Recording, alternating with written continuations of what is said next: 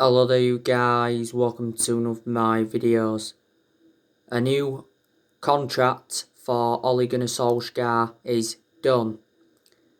He's set to be awarded a 3-year contract worth £10 million a year, even if we fail to win a trophy. Woodward says Ole is the right man to lead the club forward. Sources at Old Trafford said the other week that talks are set to begin any day on the new deal. Solskjaer is into the final year of his 3-year contract. He signed a 3-year contract when he got the job permanently back in March 2019.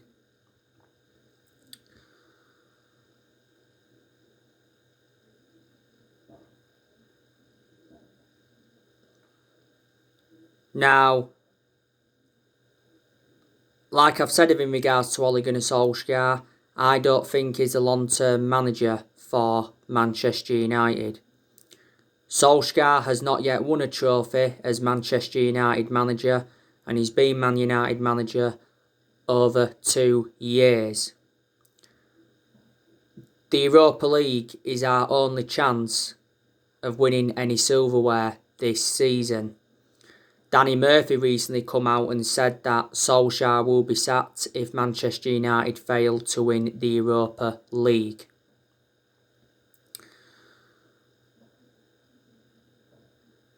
If we did eventually decide to sack Solskjaer, it wouldn't really solve anything. As far as I'm aware, at the moment, there is no one available.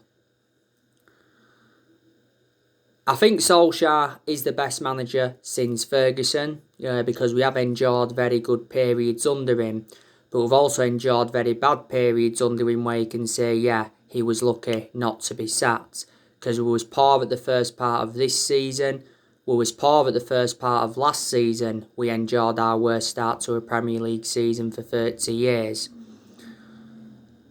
The main explanation why Solskjaer is still Manchester United manager is because he is a club legend.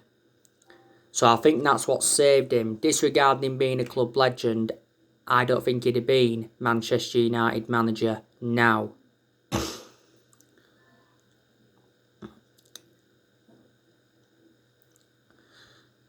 But I do believe that he is in a position that he shouldn't be in.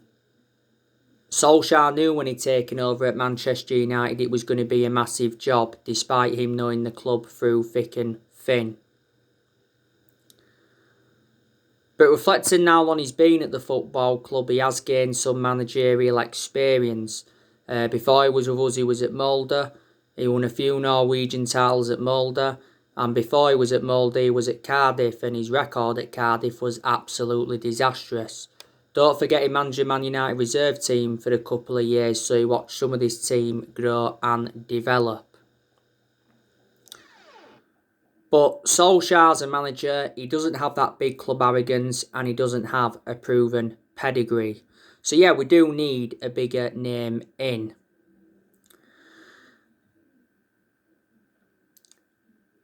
In the vast majority of Ole Gunnar Solskjaer's games, he's been tactically naive, especially in a lot of the big games this season. But in some games, he's showed tactical flexibility, but he's got to show tactical flexibility persistently. His decision making is one of my biggest concerns about him. But we have got to credit him in quite a few aspects.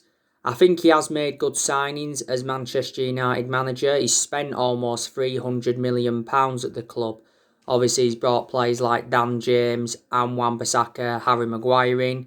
Brought Bruno Fernandes in and Odion Ighalo in. Ighalo's no longer at the club because he left in January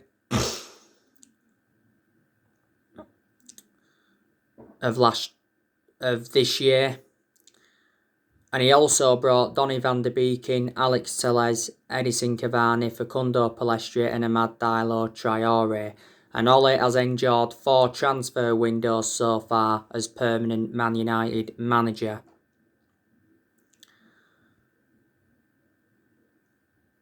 And I also like the way he has promoted the youth, because he's brought more young players in and he's given young players their opportunities.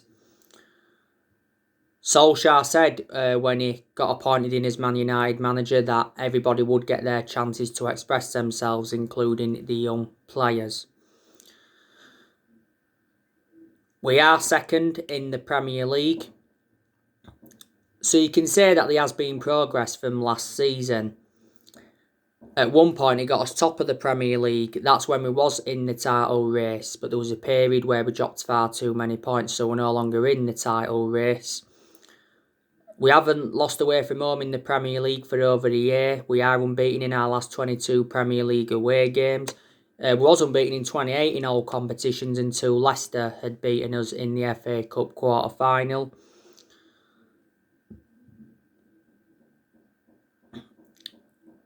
You know, Solskjaer got us to the FA Cup quarter-final this season. He's got us to the Europa League quarter-final.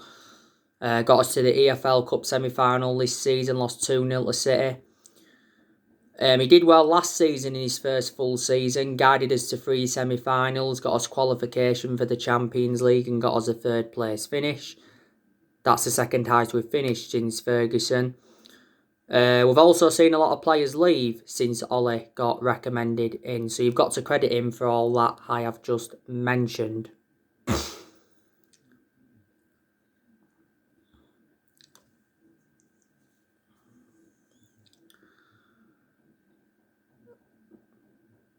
This year's summer transfer window is huge for Manchester United. And I think there's a good chance Solskjaer will get the backing he deserves. Because obviously we've got a director of footballing in John Murtough. And John Murtough knows the club inside out because he's been at Man United since 2014. The club made the right decision by getting a director of footballing, because I said it's one of the structural changes that we need at the club. We've got Darren Fletcher, that's our technical director, and he knows the club through thick and thin, because he endured 2 decades as a player for Man United. And Woodward, like I said earlier on, he thinks Solskjaer's the right man to get the club forward. And he said in a statement earlier on this season that the progress by Solskjaer and the players this season is clear. So in that aspect, Woodward is backing him. But I don't think Solskjaer's been backed enough so far in the transfer windows he's endured. Main explanation is because he hasn't got all the players that he wanted to recommend in. But good chance that'll all change in the summer transfer window. The board has been one of the biggest issues at the club for several years. Because obviously our recruitment policy's been poor, we've overpaid for players, and the managers that we've had since Ferguson retired haven't got the players that they wanted to recommend in. Woodward's been at the club since 2012, the Glazers have been at the football club since 2005. Our transfer budget for the summer has been revealed, it's £80 million.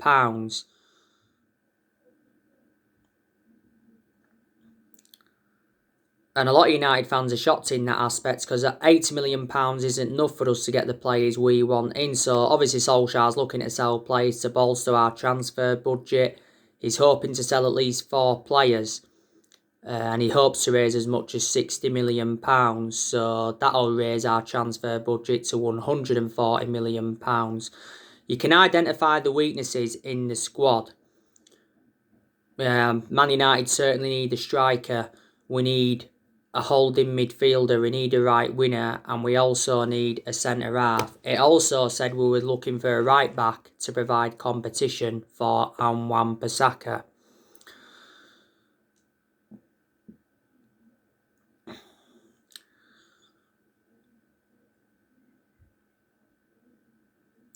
But there is a lot of players on our agenda.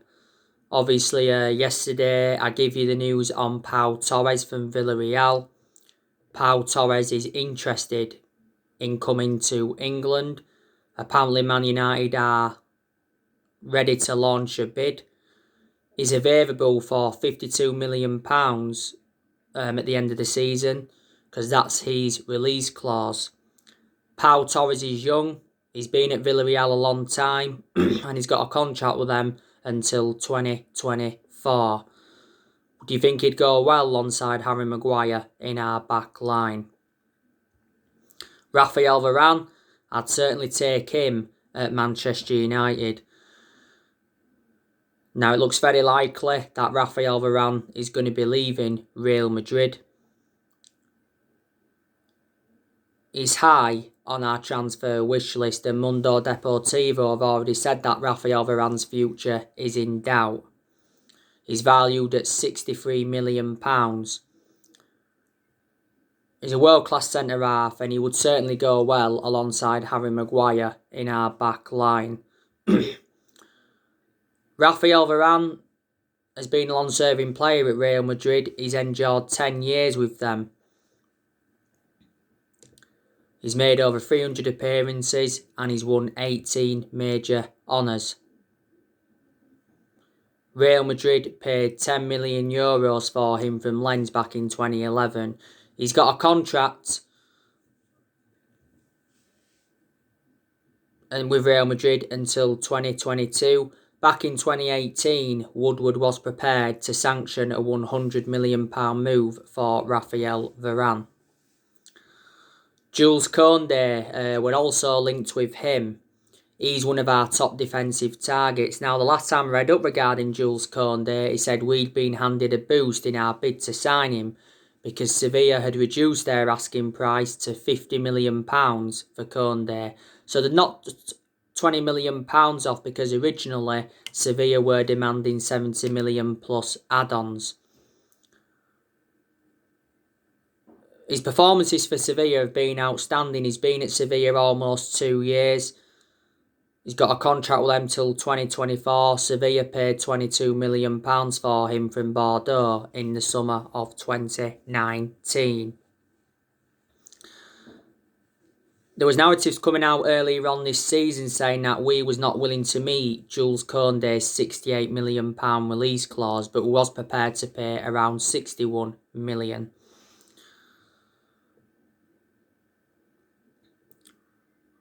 Declan Rice, I'd certainly take him at Manchester United. And it said not so long ago that Solskjaer had agreed with our new recruitment team that Declan Rice would be the perfect signing for the club. I think West Ham are demanding around £80 million. So if willing to pay £80 million, then West Ham will allow him to go. Earlier on this season, it said West Ham were considering lowering their asking price to £50 million.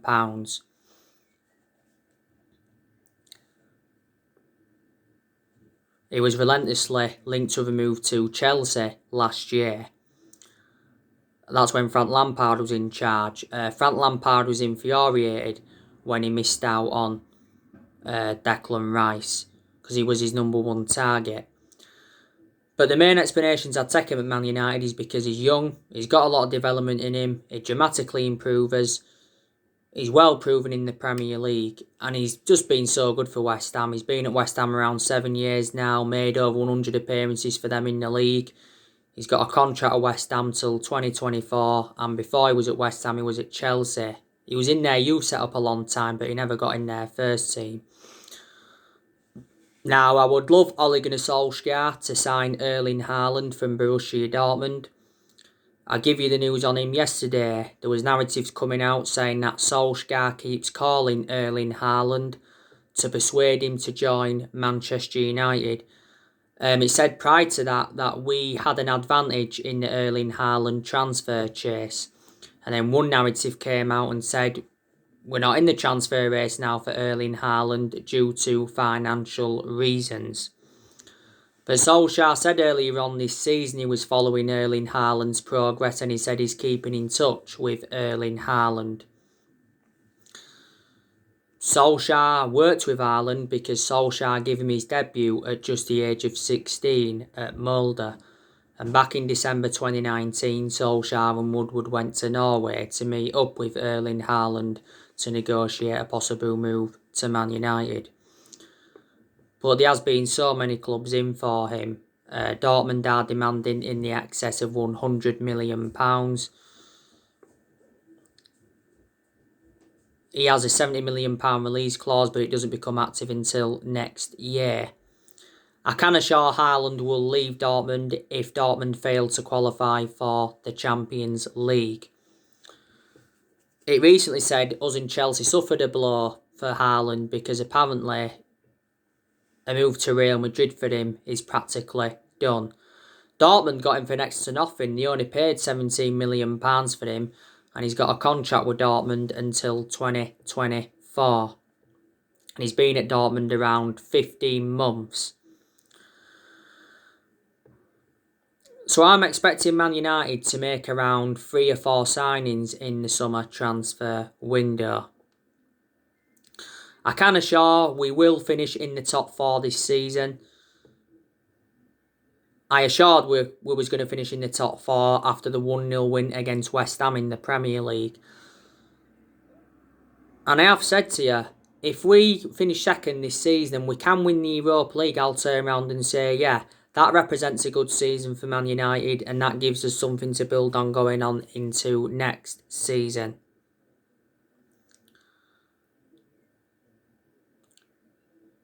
But in the last 8 years, nothing's really changed at Manchester United. It's just been an ongoing cycle of inconsistency. Mistakes have been made in the last 8 years, and that's why we haven't been as consistent as we'd like to have been. I'll pinpoint some mistakes out. I think a lot of the players we've brought in the last 8 years haven't been the right calibre players for Man United. But there again, I think there's some players we've brought in who we should have kept and let go. I think Ferguson made one mistake, and that was ever appointing Moyes in at that time. You can probably say we give Solskjaer the job too early. Maybe we should have waited until the end of that particular season to decide or not whether to give him the job. So there's some mistakes there, and obviously Woodward's made mistakes. You know, no one is going to replicate what Ferguson did at the football club. Alex Ferguson endured a 27-year tenure, and certainly no one's going to last as long as he did. He brought success to the club. He won 30-odd trophies, including 13 Premier League titles. But Ferguson didn't settle in straight away because he didn't win out in his first 4 years at Man United. But since he retired, you know, we've sacked 3 managers. We sacked David Moyes after 10 months. He's the worst manager. Just wait there a second. I'll put this on charge.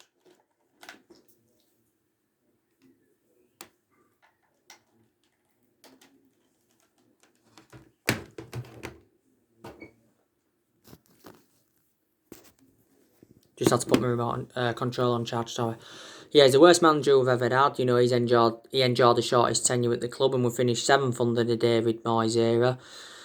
You know, we sacked Louis van Gaal after 2 years, despite him winning the FA Cup, and we sacked Jose Mourinho after 2.5 years, despite him winning the Europa League, the League Cup and the Community Shield, and also finished 2nd under Jose Mourinho. So he did enjoy one good season at Man United.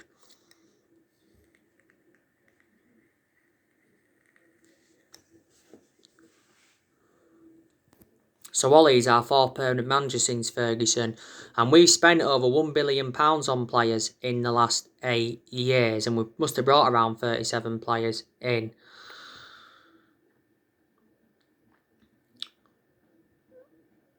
Now, there is good players at Manchester United, and there's players that have really, really improved. Our 2 best players by far this season have been Luke Shaw and Bruno Fernandes. I've been very, very impressed with Dean Henderson. He's done well in goal for us.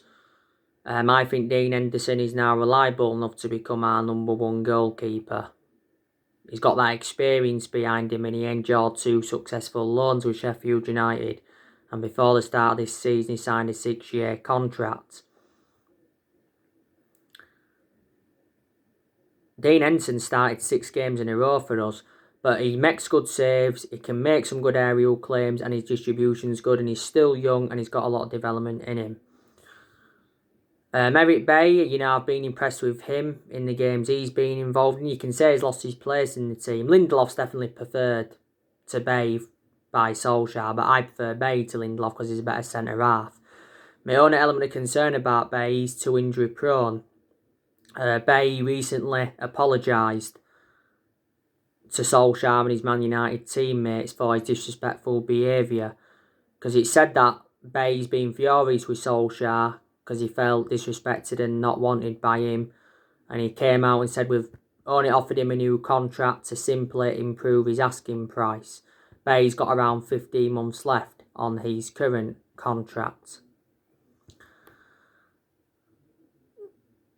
Wan-Bissaka, I think he's a very good right back.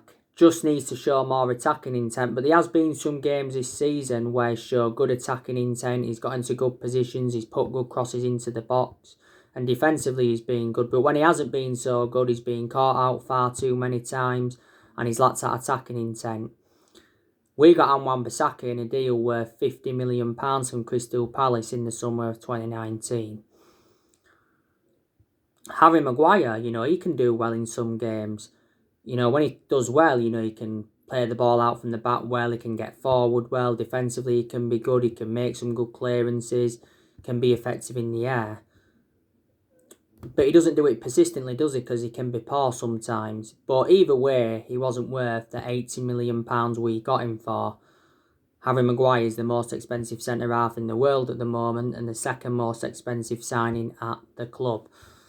Lindelof can perform well. He's done well recently, but I've always had my strong reservations about Victor Lindelof.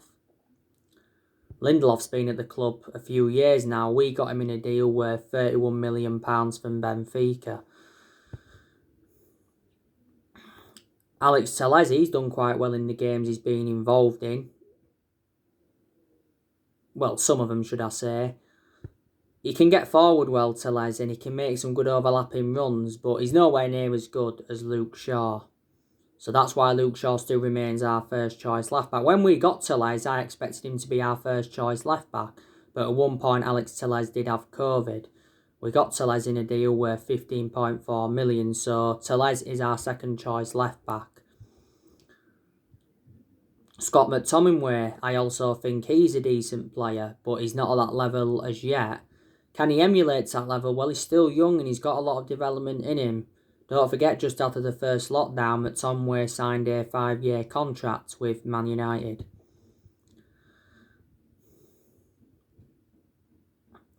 Fred, he had an abysmal game against Leicester in the FA Cup quarter-final because he gave the ball away countless times. And he was accountable for Leicester's first goal. It was his worst game probably in a Man United shirt, but I think he's had some good games at Man United, Fred, where he's got forward well, he's passed the ball well, he's looked very mobile. But he certainly wasn't worth the £52 million that we got him for from Shakhtar Donetsk. Paul Pogba.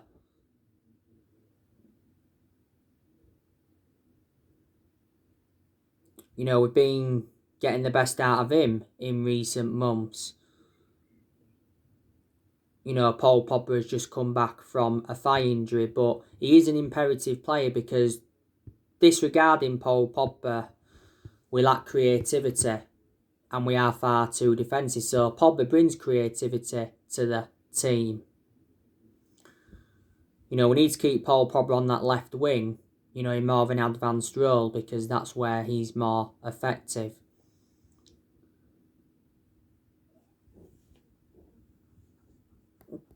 Donny van der Beek, he's a good player when he plays, but he seldom plays at Manchester United. Bruno Fernandes, exceptional. Mason Greenwood, he's done very, very well since he broke into our first team squad.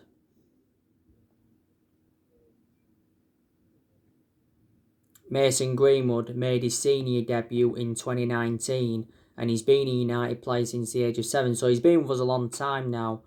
I think Greenwood's made 80-odd first-team appearances. Earlier on this season, Greenwood signed a new 4-year contract with Man United, but Ole has been defending him a lot this season. Sometimes we play him on the right wing and sometimes we play him centrally. Edison Cavani, he's made a fantastic impact since he's coming as well. Rashford, I think he's good. Obviously, he's become a bit injury prone. Rashford's out of injury at the moment. He had an ankle injury prior to that. sustained it against City, that ankle injury. And he was out for a while last season with a back injury. So there's some good players at Manchester United. But we have got a few players that don't even get in our 11. You know, Tuanzebe, he doesn't get in our 11. Romero doesn't. Brandon Williams doesn't. Tellez hardly plays. Bay, you can say he's lost his place in the team now. Juan Mata, he doesn't get in our 11. Phil Jones, he doesn't get in our 11. So, you know, there's quite a few. And yeah, we are going to sell players in the summer transfer window. I think we could sell a good 6, 7, maybe 8 players. But it's the right thing to do because these players at Manchester United that are not good enough to represent the club, you know, Martial, should sell him in the summer. He's not good enough. Sell Juan Mata because he doesn't get in our 11 and he's lost that yard of pace. Plus he's out of injury at the moment. Cavani, I would keep him for next season, but there's a good chance he's going to leave in the summer transfer window. Donny van der Beek, I think he should leave because he isn't getting enough chances at Man United. Matic, I think we should sell him because he's one of our first choice midfielders and I've always had my strong reservations about him. I think we should get rid of Phil Jones. Jones has been out of injury for about 13, 14 months now. Get rid of Romero. I think we also should sell De Gea so we can make Dean Henderson our first choice goalkeeper. You know, De Gea has now had his years at Manchester United. Get rid of Lingard permanently and get rid of Diego Dalot permanently.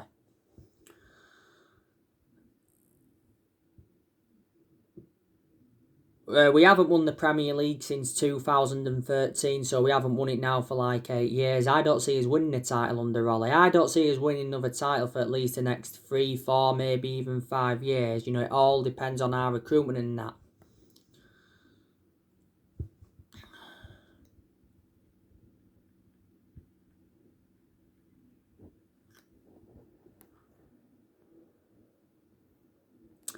But I want us to win a trophy under Ollie because that marks progress, you know, like Gary Neville said not so long ago. But Solskjaer came out not so long ago and he says winning trophies is an ego thing. He said that in regards to some other managers and some other clubs. And he says clubs like Man United, trophies no longer prove success. You know, we've got as history behind us. You know, we've won so many trophies. But that's what football's about, winning trophies and stuff, isn't it? So anyway, guys, that's everything to update you today. What do you reckon to the news on Solskjaer with the new contract? Drop your comments, likes below on the channel. If you do, consider subscribe as always and take care. God bless. See you all again very, very soon.